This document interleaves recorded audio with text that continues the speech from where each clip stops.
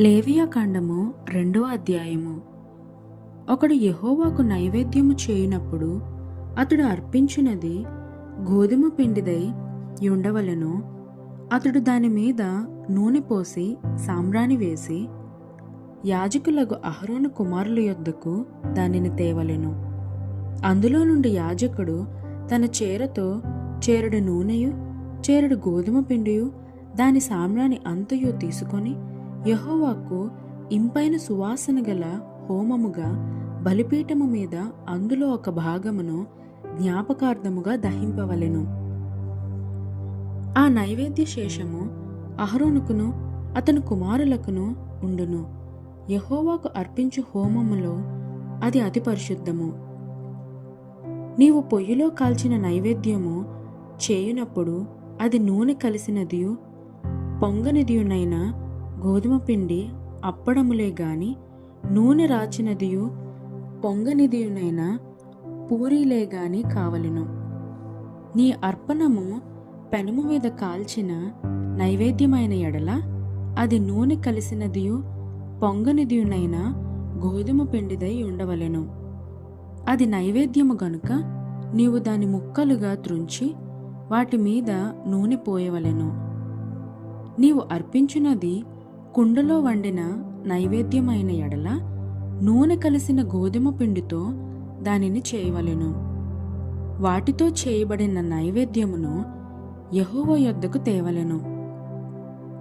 యాజకుని యొద్దకు దానిని తెచ్చిన తరువాత అతడు బలిపీఠము దగ్గరకు దానిని తేవలెను.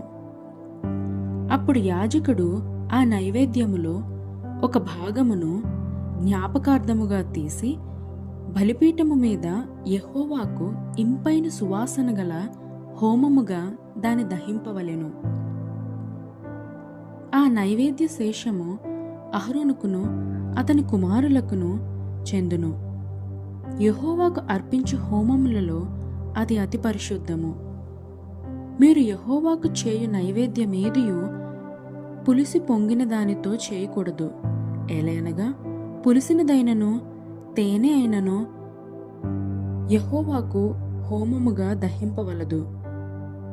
ప్రథమ ఫలముగా యెహోవాకు వాటిని అర్పింపవచ్చును గాని బలిపీఠము మీద ఇంపైన సువాసనగా వాటిని అర్పింపవలదు. నీవు అర్పించు ప్రతి నైవేద్యమునకు ఉప్పు చేర్చవలెను. నీ దేవుని నిబంధన యొక్క ఉప్పు నీ నైవేద్యము మీద ఉండవలెను.